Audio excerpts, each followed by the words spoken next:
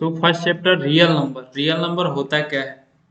तो real number जितने भी नंबर्स हैं, ठीक है, वो आपके रियल नंबर्स होते हैं। जैसे आपने इससे पहले आपने पढ़ा होगा rational number, irrational number eighth class में। ओके, तो कुछ इस तरीके से आपने पढ़ा होगा। और जैसे कि सबसे पहले आपने पढ़ा होगा नेचुरल नंबर के बारे में। ओके, तो नेचुरल नंबर क्या होता है। नेचुरल नंबर आपका वैसे नंबर जो काउंटिंग के नंबर्स होते हैं उनको हम लोग नेचुरल नंबर बोलते हैं। फिर होल नंबर में क्या होता है, जीरो इंक्लूड हो जाता है, जैसे 0 1 2 3 4 5 6 ये सब होल नंबर हो गया। फिर आपका जो है वो इंटीजर जो है वो होल होल नंबर और निगेटिव नेचुरल नंबर को मिला करके आपका इंटीजर बनता है। ओके, फिर और क्या होता है रेशनल नंबर। इसके बाद इंटीजर के बाद होता है आपका रेशनल और इरेशनल नंबर। तो रेशनल नंबर जो है जिसको हम लोग पी बाई क्यू के फॉर्म में लिखते हैं वो आपका रेशनल नंबर होता है। ठीक है, और क्यू जो है वो जीरो के बराबर नहीं होता है। फिर आपका इरेशनल नंबर क्या होता है, इरेशनल नंबर जो है वो नॉन टर्मिनेटिंग और नॉन रिपीटिंग डिसिमल जो है वो आपका इरेशनल नंबर्स होता है। मुझे ज़्यादा बताने की जरूरत नहीं है क्योंकि आप लोग ये सारा कुछ समझते हैं। ओके, और फिर रेशनल और इरेशनल को अगर आप एक में मिला दोगे तो वो हो जाएगा आपका रियल नंबर। यानी कि रियल नंबर में the number exist in the world is called real number. Okay, या फिर आप ऐसे भी बोल सकते हो all rational number and irrational number as are real number. Okay, अब हम लोग चलते हैं अपना फर्स्ट चैप्टर पे और यहाँ पे देखते हैं कि रियल नंबर में और क्या पढ़ना है। ओके, तो ये कुछ इंट्रोडक्शन है, आप पढ़ लेना उसको। इसमें हम लोग सबसे पहले पढ़ेंगे यूक्लिड डिवीजन लेमा मेथड। उससे पहले हम लोग डिस्कस करेंगे एक पजल दिया हुआ है इसके बारे में। तो ये पजल क्या है, तो ये पजल कुछ इस तरीके का है कि एक ट्रेडर है, व्यापारी है, जो एक बेच रहा होता है। ठीक है, और एक इडलर है जिसको हम लोग बोलते हैं, जो रोड पे ऐसे घूमता है जिसको कोई काम वगैरह नहीं होता है, उसको हम लोग इडलर बोलते हैं। ठीक है, वो घूम रहा होता है, फिर वो ट्रेडर से बकझक बात तूनी होता है, वो उससे बातचीत करने लगता है और उसको बात में उलझा देता है। और बात में उलझा करके उनके दोनों के बीच क्या होता है, झगड़ा हो जाता है। झगड़ा हो जाता है, इसी में इडलर जो है वो क्या करता है, जो अंडा बेचने वाला होता है उसका एक गिरा देता है। जब वो अंडा के नीचे गिरता है तो बहुत सारे अंडे टूट जाते हैं। तो जो सेलर होता है, एक सेलर, वो पंचायत बुलाता है। ठीक है, जैसे हम लोग कोर्ट में जाते हैं, कोई भी प्रॉब्लम होता है, उसी तरीके से गांव में क्या होता है, पंचायत को बुलाया जाता है। तो पंचायत आती है और पूछती है कि आपके कितने अंडे टूटे। ठीक है, तो वो जो ट्रेडर है वो कुछ अच्छा सा आंसर करता है। वो किस तरीके का आंसर है आप लोग देखिएगा। तो पहला आंसर है उसका, इफ काउंटेड इन पेयर, अगर उसको हम लोग पेयर में मतलब जोड़ा में, ठीक है, जोड़ा में काउंट करते हैं तो एक रिमेन होता है, मतलब एक शेष बच जाता है। अगर उसको थ्री में काउंट करते हैं तो दो रिमेन मतलब दो शेष बचता है। फिर वो फोर में काउंट करते हैं तो three, if counted in five four will remain, if counted in six five will remain, if counted in seven nothing will remain. ठीक है, अगर सेवन सेवन करके उसको जोड़ा लगा देते हैं तो वो क्या होता है, एक भी रिमेनिंग नहीं बचता है। और फिर लास्ट में एक और लाइन बोलता है कि उसके बास्केट में 150 एग से ज़्यादा एग्स नहीं रख सकते हैं। जैसे कि आपका बैग है, आपका बैग का कैपेसिटी कितना है, मान लेते हैं उसमें 10-15 किताब रख सकते, 15 किताब से ज़्यादा नहीं रख सकते हैं। वैसे ही उसका जो बास्केट है, उस बास्केट में वो 15 एक से ज़्यादा नहीं रख सकता है। उसके बाद फिर है आपका so how many eggs were there, मतलब तो फिर उस एग में, फिर उसमें जो है आपके कितने एग्स हैं। ठीक है, तो ये पूछता है, पंचायत पूछती है उससे। या फिर आप कैसे कैलकुलेट करोगे कि उसमें कितने एग्स थे। ठीक है, ये तो पजल हो गया एक तरीके का। आप सुलझा सकते हो इसको। तो इसके बारे में हम आज हम लोग डिस्कस करेंगे। तो पहले क्या करते हैं कि जितने भी नंबर्स ऑफ एग है उनको हम क्या करते हैं, ए सपोज कर लेते हैं। Suppose the number of eggs is a, ठीक है। उसके बाद then working backwards we see that a is less than और इक्वल टू 150। मतलब फिर हमको पता चलेगा क्या कि ए जो है वो क्या है, ए लेस देन इक्वल टू 150, ठीक है। मतलब 150 से ज़्यादा इसका ए का वैल्यू नहीं हो सकता है, ठीक है। तो अब हम लोग पहला लास्ट लाइन को हम लोग कवर कर लिया, ए जो है वो लेस देन इक्वल टू 150 होगा। फिर एक नेक्स्ट लाइन है कि 7 में काउंट करते हैं तो नथिंग विल रिमेन। तो हम लोग इसको लिख सकते हैं इस तरीके से, ए इक्वल टू 7p प्लस 0, ठीक है। फिर अगर हम उसको 6 में काउंट करेंगे तो क्या लिखेंगे, ए इक्वल टू 6q प्लस 5, ठीक है। ए इक्वल टू 6q प्लस 5 लिखेंगे। फिर अगर हम उसको 5 में काउंट करेंगे तो 5 ए इक्वल टू 5r प्लस 4, ठीक है। ऐसा क्यों लिख रहे हैं, क्योंकि आप जब पढ़ेंगे divisor equal dividend equal to divisor into quotient plus remainder, यही ना होता है, dividend equal to divisor into quotient plus remainder, ठीक है। तो आर जो है मतलब जितना रिमेन हो रहा है वो आपका रिमाइंडर है, ठीक है। वो जैसे कि जितना रिमेन हो रहा है वो यहाँ पे लिखा गया है। फिर यहाँ पे जो पी क्यू आर एस है वो आपका कोशेंट है, ठीक है, कोशेंट है वो। और डिवाइजर क्या है, डिवाइजर आपका जिसमें हम लोग काउंट कर रहे हैं, जैसे 7 में काउंट कर रहे हैं, 6 में काउंट कर रहे हैं, मतलब कि उससे हम लोग उसमें भाग दे रहे हैं। तो वही आपका ए का वैल्यू, ए क्या है आपका डिविडेंड है। फिर उसके बाद फिर नेक्स्ट है कि आपका अगर वो हम लोग 4 में काउंट करेंगे तो रिमाइंडर 3 होगा, तो ए इक्वल टू 4s प्लस 3। ये आप लोग पढ़े होंगे, बहुत बेसिक सा मतलब ये कंसेप्ट है। फिर ए इक्वल टू 3t प्लस 2, फिर ए इक्वल टू 2 में काउंट करें 2u प्लस 1, ठीक है। इस तरीके से हम लोग लिख लेंगे। अब बात आती है कि P Q R S T U का वैल्यू क्या होगा, ठीक है। तो इसके लिए हमको करना होगा हीट एंड ट्रायल मेथड का यूज करके इसका वैल्यू निकालना होगा, ठीक है। तो हम लोग आगे बढ़ते हैं, और जब आप इसका वैल्यू निकालेंगे तो आपका जो आंसर होगा वो 119x वो आंसर आएगा।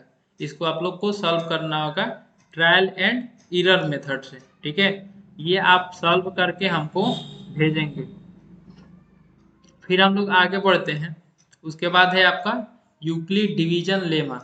ये क्या होता है, ये कुछ होता नहीं है, जो आप पढ़े होंगे concept, division dividend equal to divisor into quotient plus remainder, वही चीज है यहाँ पे, ठीक है। उसी को इसने लिख दिया है, और ये आपका यूक्लिड डिवीजन लेमा मेथड यही है। और एक कंसेप्ट और एक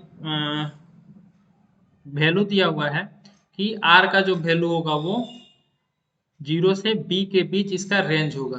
कैसे रेंज होगा, जैसे कि अगर मान लेते हैं कोई भी नंबर से आप, कोई भी नंबर में आप 3 से अगर डिवाइड करते हो, ठीक है, तो क्या होता है, या तो रिमाइंडर 3 से डिवाइड, जैसे 7 में मैं डिवाइड कर रहा हूँ, 3 2 जा 6, तो यहाँ पे रिमाइंडर क्या होगा 1 होगा। तो रिमाइंडर 1 होने का मतलब ये हुआ, यहाँ पे रिमाइंडर 1 हुआ, अगर 8 में भाग देंगे तो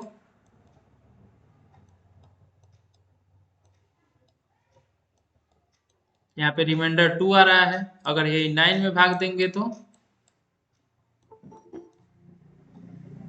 हाँ, उसके बाद यहाँ पे 3 2 जा 6, यहाँ पे रिमाइंडर जो है वो, सॉरी 3 जा 9, ठीक है।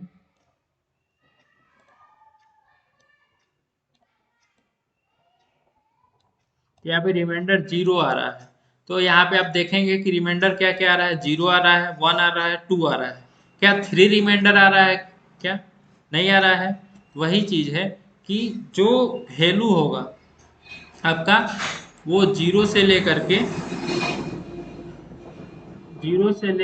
वो जो जिससे आप डिवाइड करोगे वहां तक, जैसे यहाँ पे b के जगह पे 3 था तो उसका वैल्यू 2 और 0 0 1 और 2 आया।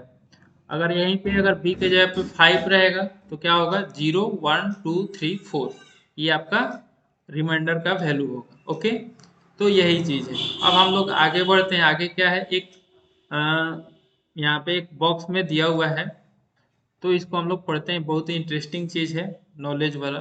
क्या है कि an algorithm is a series of well defined steps which gives a procedure for solving a type of problem.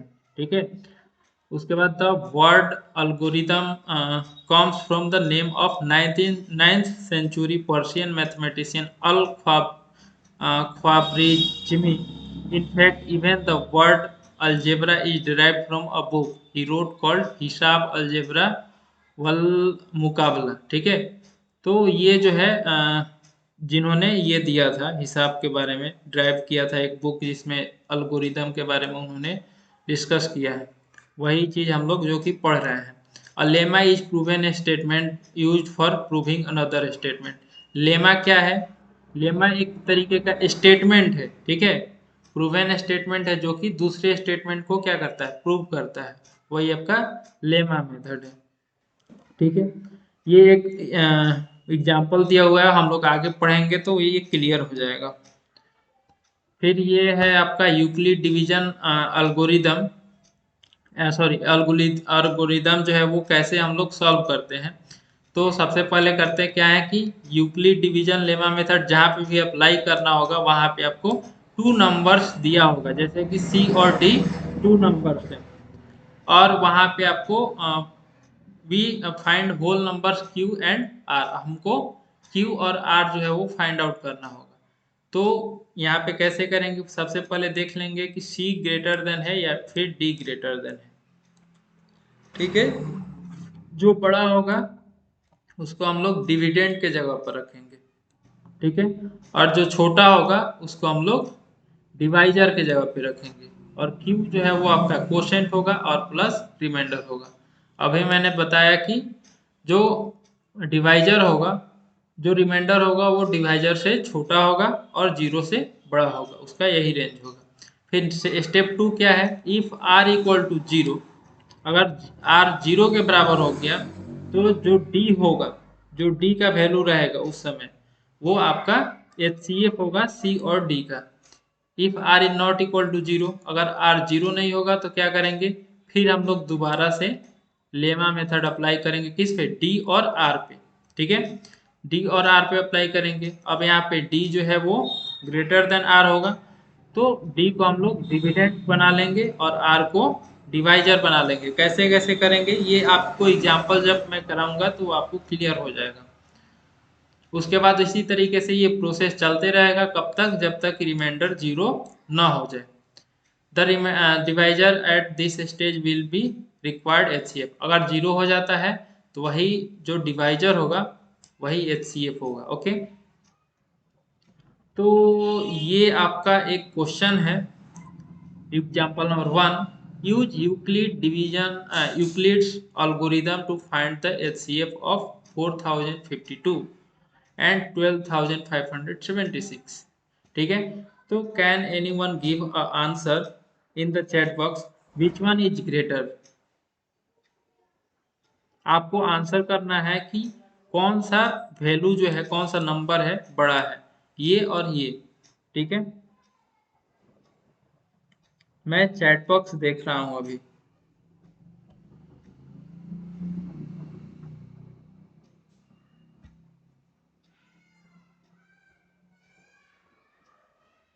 Okay, Anjali ने आंसर किया है 12,576। Very good. तो यहाँ पे जो है वो 12,576 जो है वो बड़ा है। ठीक है, 76 इज ग्रेटर देन 4052।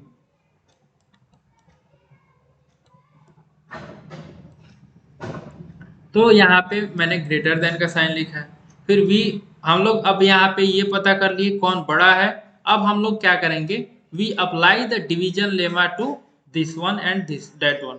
ठीक है, जब हम लोग अप्लाई करेंगे तो क्या होगा, डिविडेंड के जगह पे आपका जो ग्रेटर नंबर है वो यहाँ पे आएगा।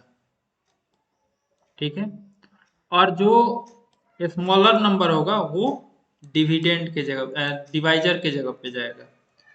और डिवाइजर और डिविडेंड हमको दिख रहा है, तो हमको कोशेंट और रिमाइंडर खुद से फाइंड आउट करना होगा। तो ये कैसे करेंगे, तो यहाँ पे देखिए, यहाँ पे 4052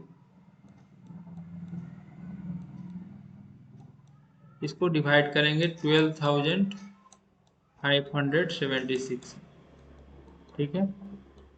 जब आप डिवाइड करेंगे तो यहाँ पे ये 3 बार में जाएगा, ठीक है। तो ये हो जाएगा 6 और 15, फिर यहाँ पे 4 3 जा 12, जो रिमाइंडर होगा वो होगा आपका 0 2 और यहाँ पे 4। तो जो रिमाइंडर है वो आपका 420 हुआ। तो रिमाइंडर के जगह पे रिमाइंडर को यहाँ पे पहुँचा देंगे प्लस में, और जो कोसेंट है कोसेंट को यहाँ पे रखेंगे, ठीक है। इस तरीके से करना है, और इस तरीके से ये आपका पहला चीज हो गया, ठीक है। स्टेप 2 क्या है, अब स्टेप 2 है, यहाँ हमको तो HCF फाइंड आउट करना है। यूक्लिड डिवीजन लेमा एल्गोरिदम से हम लोग HCF फाइंड आउट करते हैं। तो यहाँ पे HCF क्या होगा, यहाँ पे तो नहीं बोल सकते हैं कि 4052 होगा, क्योंकि रिमाइंडर 0 नहीं है, ठीक है। तो इसीलिए हम लोग नेक्स्ट स्टेप के लिए जाएंगे। तो मैं इसको इरेज कर देता हूँ।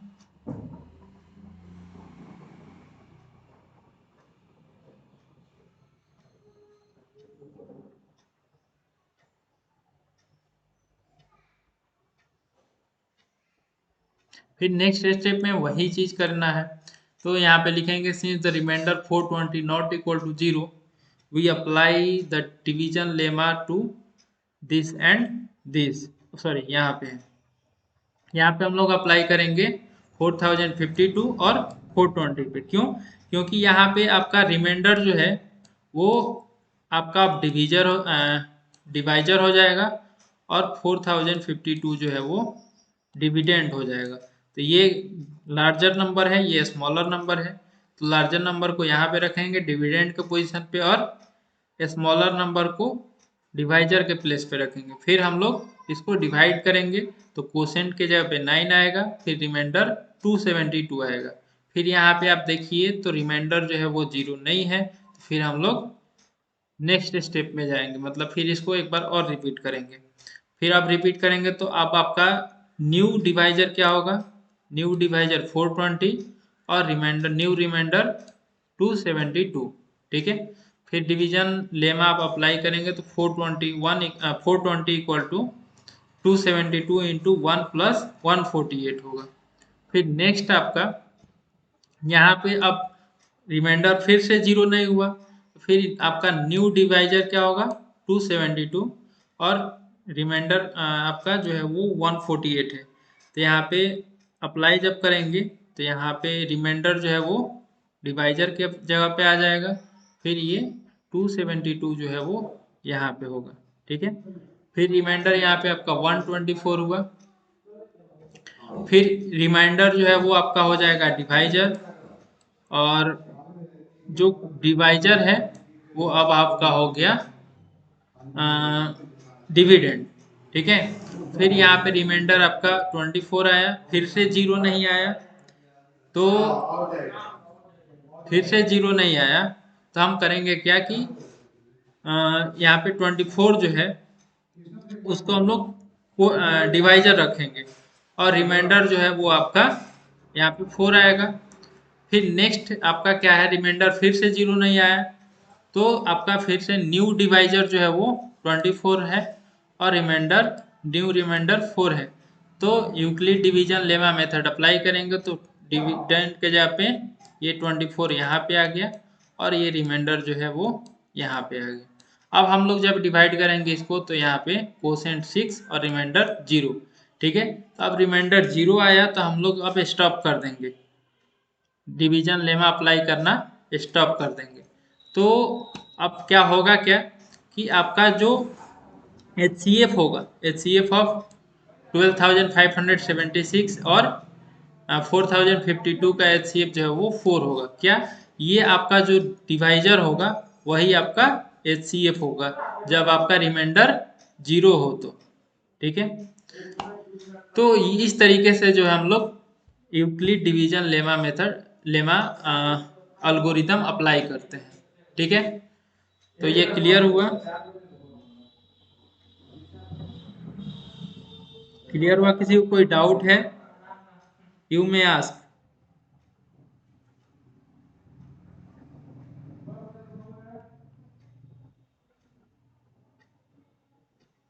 फिर नेक्स्ट एग्जांपल है आपका,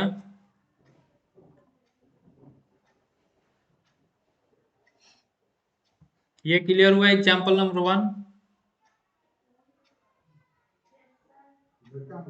ओके गुड, थैंक यू। किसी को कोई डाउट है एग्जांपल नंबर 1 में? Any doubt?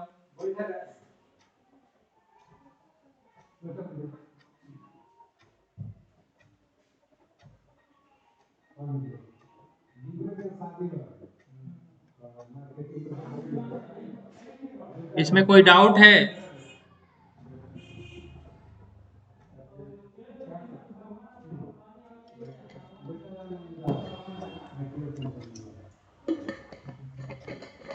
ओके,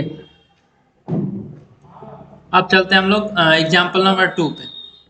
ये क्या बोल रहा है? So that every positive even integer is of the form 2q and that every positive odd integer is of the form 2q plus 1 where q is some of some integer, ठीक है। ये बोल रहा है कि हमको दिखाना है कि एवरी पॉजिटिव इवेंट इंटीजर जो है वो 2q के फॉर्म में रहता है and that every positive odd integer जो है वो 2q प्लस 1 के फॉर्म में रहता है। तो ये कैसे हम लोग शो करेंगे? तो एक एक बात आप लोग बताओ कि जो इवन नंबर होता है, जैसे कि इवन नंबर क्या है? 4 है। ऑड नंबर कौन सा होता है? जैसे 5 है। इवन फिर 6 हुआ, फिर ऑड नंबर 7 हुआ। तो इसको हम लोग कैसे लिख सकते हैं? ये आपका 2 से डिविजिबल है, हम लोग इसको लिख सकते हैं 2q, ठीक है। और ये जो है ये आपका 5 क्या है? ऑड नंबर है, अगर इसमें प्लस 1 कर दें तो ये आपका 5 मिलेगा। कैसे? अगर q के जगह पे हम लोग 2 रखें, q के जगह पे 2 रखेंगे तो ये हो जाएगा आपका 2 2 जा 4 प्लस 1, ये हो गया आपका 5। ये क्या हो गया? ऑड नंबर हो गया। फिर अगर 2q रखिएगा, ठीक है, तो अगर q के जगह पे 3 रखेंगे तो क्या होगा? 3 इंटू 2 6 होगा, ये इवन नंबर है। फिर अगर इसमें प्लस 1 कर देंगे, प्लस 1 अगर q के जगह पे 3 रखते हुए, तो 6 प्लस 1 क्या हो जाएगा? 7। तो यहाँ पे हम देख रहे हैं कि अगर जब 2q रह रहा है तो जो नंबर मिल रहा है वो हमारा इवन नंबर मिल रहा है, और 2q प्लस 1 रह रहा है तो ऑड नंबर मिल रहा है। तो ये चीज है। तो इसको कैसे हम लोग दिखाएंगे कैसे? ठीक है, ये तो हम समझ रहे हैं कि कैसे हो रहा है। तो इसको दिखाने के लिए आपको करना क्या है? सबसे पहले यूक्लिड डिवीजन लेमा मेथड जो है वही अप्लाई करना है यहाँ पे। तो हम क्या करते हैं कि एक एज्यूम कर लेते हैं कि let a be the positive integer, हम लोग ए को एक पॉजिटिव नंबर मान लेते हैं और बी जो है वो बी इक्वल टू 2, ठीक है। तो b को हम 2 मान लेते हैं, क्यों? क्योंकि यहाँ पर कोफिशियंट जो है वो 2 है। Then by Euclid algorithm a equal to, तब यूक्लिड एल्गोरिदम क्या होता है? a equal to b q plus r, ठीक है। तो ये रहा आपका यूक्लिड एल्गोरिदम। तो यहाँ पे जो है वो b क्या है? हमने b 2 है और a जो है वो यहाँ पे है, तो इसको हम लोग ऐसे लिखेंगे। तो b का वैल्यू हम लोग 2 पुट करेंगे तो a equal to 2q plus R होगा for some integer q greater than equal to 0। तो यहाँ पे q जो है वो ग्रेटर देन इक्वल टू 0 होगा और r equal to 0 and r equal to 1 होगा। क्यों? क्योंकि अभी हमने थोड़ा देर पहले भाग दिया था, डिवाइड किया था 3 वाले में, तो वहां पे रिमाइंडर क्या आया था? 0 1 और 2, ठीक है। अब यहाँ पे चूंकि डिवाइजर 2 है तो आपका वैल्यू, रिमाइंडर का जो वैल्यू होगा वो क्या होगा?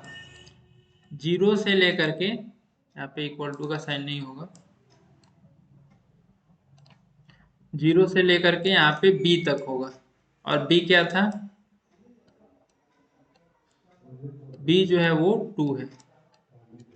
ठीक है,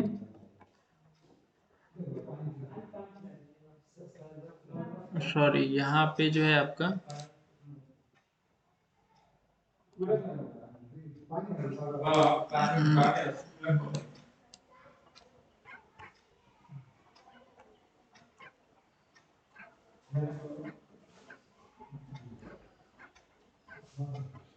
यहाँ पे देखिए, यहाँ पे हम लोगों ने डिवाइड किया था तो क्या मिला था, आर का जो वैल्यू है वो zero less than equal to r less than b था। ठीक है,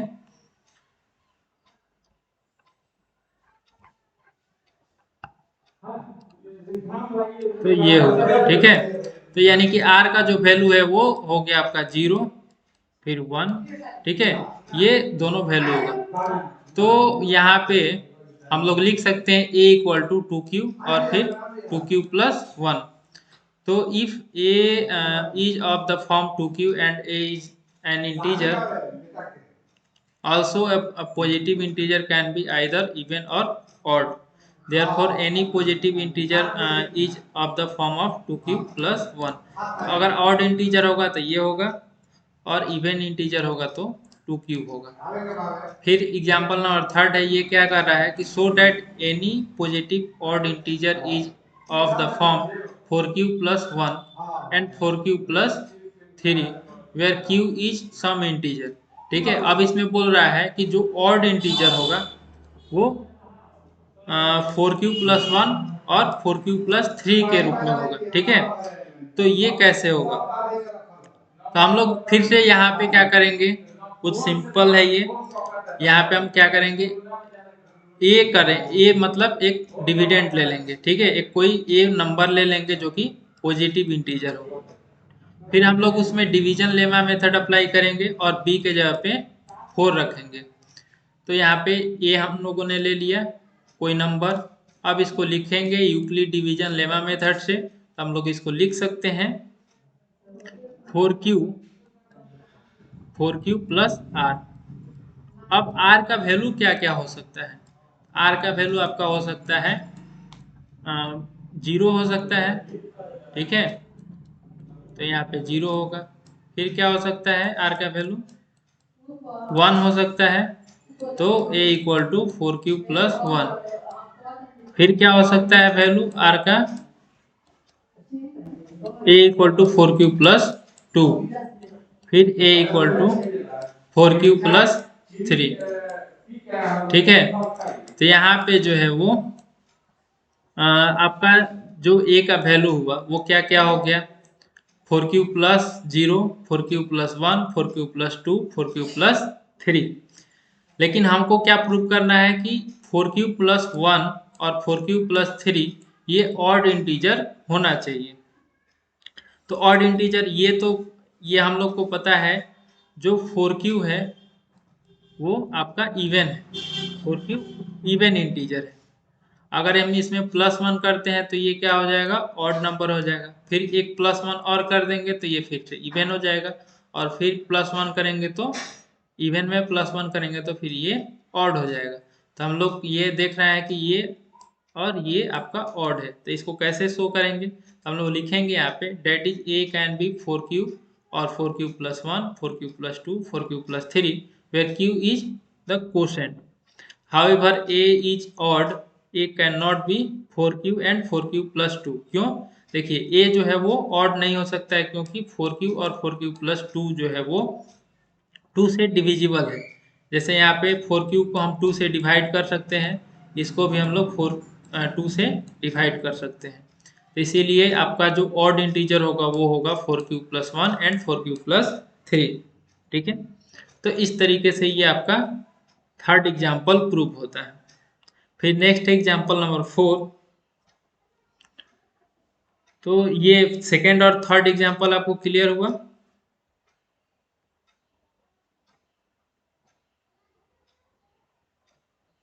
आप चैट बॉक्स में लिखेंगे यस सर, या फिर कोई डाउट है तो वो पूछेंगे।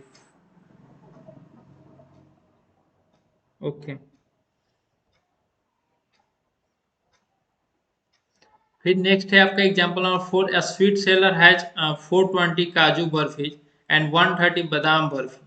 ठीक है, she wants to stack them in such a way that each stack has the same number and they take off the least area of the tray.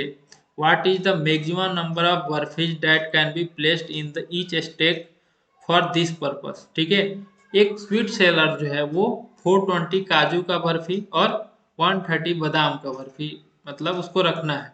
ठीक है, और वो मतलब चाहती है कि उसको इस तरीके से रखें कि जिसमें सब में सेम नंबर ऑफ बर्फी दिखे। ठीक है, तो पूछ रहा है कि what is the maximum number of barfi, मतलब मतलब कितने एक एक प्लेट में कितने बर्फी रखा जाए कि सब में इक्वल नंबर ऑफ बर्फी रखा जाए। ठीक है, तो हम लोग क्या करेंगे, इसका HCF निकालेंगे। तो HCF निकालेंगे किस तरीके से, तो हम लोग यूज करेंगे यूक्लिड एल्गोरिदम का। तो यहाँ पे आपका दो नंबर से कौन कौन सा, एक 420 और दूसरा है 130। तो इन दोनों का हम लोग HCF निकालते हैं। तो यहाँ पे देखेंगे 420 इज ग्रेटर देन 130। ठीक है, तो 420 क्या हो जाएगा, डिविडेंड के प्लेस पे होगा, 130 डिवाइजर के प्लेस पे होगा। तो 420 इक्वल टू 130 इंटू 3 प्लस 30 होगा। ठीक है, इसको डिवाइड करिएगा तो इस तरीके से आपको लिखना है कुछ। फिर नेक्स्ट आपका क्या होगा, रिमाइंडर जो है वो आर इसमें क्या हुआ, नॉट इक्वल टू 0। ठीक है, तो यहाँ पे आपका फिर डिविडेंड डिवाइजर जो है वो अब डिविडेंड के पोजीशन पे चला जाएगा। तो यहाँ पे ये हो जाएगा 130 और रिमाइंडर जो है वो हो जाएगा डिवाइजर के जगह पे। तो यहाँ पे 30 होगा। फिर 130 में 30 से डिवाइड करना है। ठीक है, जब आप डिवाइड करेंगे तो कोसेंट जो है वो 4 होगा, फिर रिमाइंडर 10 आएगा। फिर से क्या हुआ, आर नॉट इक्वल टू 0 हुआ। ठीक है, तो आर नहीं 0 हुआ तो फिर हम लोग नेक्स्ट एक बार और हम लोग डिवीजन लेमा मेथड अप्लाई करेंगे इसमें, यूक्लिड्स एल्गोरिदम। तो यहाँ पे होगा 30 इक्वल टू, ये जो 30 है यहाँ पे आएगा, फिर 30 इक्वल टू रिमाइंडर जो है वो 10 डिवाइजर की जगह पे आएगा। फिर हम लोग अप्लाई करेंगे तो यहाँ पे 10 into 3 plus r equal to 0। ठीक है, यहाँ पे आर 0 हो गया, तब हम लोग बंद कर देंगे अप्लाई करना। तो so the HCF of 420 and 130 is 10, और जो यहाँ पे डिवाइजर आया वही आपका HCF हुआ। ठीक है, तो therefore the sweet seller can make a stack of 4 stack of 10 for both kinds of barfi. मतलब दोनों तरीके के बर्फी को वो, मतलब अगर 10 रखे एक स्टैक में तो उसको इक्वल नंबर ऑफ अमाउंट पे उसको अरेंज कर सकती है। ठीक है, ये क्लियर हुआ। इसके बाद फिर हम लोग ये आपका एक्सरसाइज 1.1 है। तो ये मैं क्वेश्चन नंबर 1 सॉल्व करता हूँ। Okay,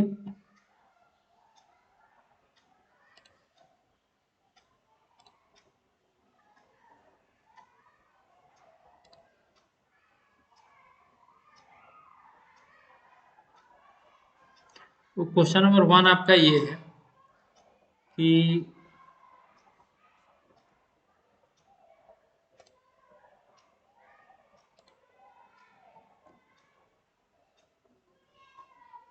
use Euclid division algorithm to find the HCF of this and this. ठीक है, तो इसको कैसे सॉल्व करेंगे, यहाँ पे देखेंगे कौन जो है वो ग्रेटर है। ठीक है, यहाँ पे अगर देखिएगा तो आपका 225 जो है वो ग्रेटर है एंड 135 स्मॉलर नंबर है। तो यहाँ पे फिर आपका क्या हुआ, लिखेंगे कि in the given question 225 is greater than 135, therefore Euclid division algorithm we have 225 equal to 135 into 1 plus 90। Okay, फिर नाउ रिमाइंडर जो है वो 90 जो है वो जीरो के बराबर नहीं है, मतलब रिमाइंडर जीरो नहीं है, तो हम लोग फिर से डिवीजन लेमा अप्लाई करेंगे। तो अब अप्लाई करेंगे तो आपका क्या होगा, ये डिवाइजर है वो डिविडेंड के प्लेस पे आएगा, फिर ये रिमाइंडर जो है वो डिवाइजर के प्लेस पे आएगा। तो यहाँ पे हो जाएगा 135 इक्वल टू लिख सकते हैं 90 इंटू 1 प्लस 45। फिर अगेन जो है वो रिमाइंडर जीरो नहीं हुआ, फिर से अप्लाई करेंगे। तो अब यहाँ पे जो डिवाइजर है डिविडेंड के जगह पे आ जाएगा। तो फिर हम लोग लिख सकते हैं 90 equal to 45 into 2 plus zero. तो अब यहाँ पे रिमाइंडर जीरो आ गया, तब हम लोग डिवीजन लेमा मेथड अप्लाई करना स्टॉप कर देंगे, और जो आपका HCF होगा वो डिवाइजर जो है वही होगा। तो हम लोग लिखेंगे since the remainder is now zero and the divisor is 45, therefore HCF ये इसका HCF जो है वो आपका 45 होगा। ठीक है, तो फिर हम लोग यहाँ पे लिखेंगे hence the HCF of 225 and 135 is 45। Okay, तो ये क्लियर हुआ क्वेश्चन नंबर 1 का 1 नंबर।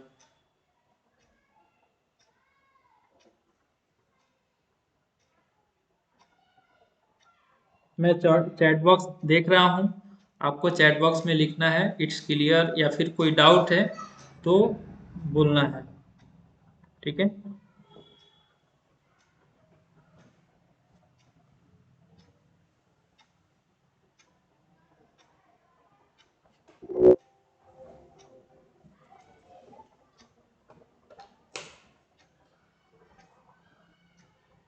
क्लियर हुआ अंजलि? ओके, तो मैं और आगे डिस्कस करूँ क्वेश्चन सारा इसमें का डिस्कस कर दूं, या फिर आप लोग करोगे? इसमें आपके ये 5 क्वेश्चंस हैं, ये सब डिस्कस कर दूं या फिर आप लोग करोगे इसको? इसको और जो डाउट होगा वो हम लोग डिस्कस करेंगे नेक्स्ट क्लास में। अच्छा, आप लोग करोगे? ठीक है, तो आज हम लोग यहीं पे क्लास एंड करते हैं। Thank you everyone.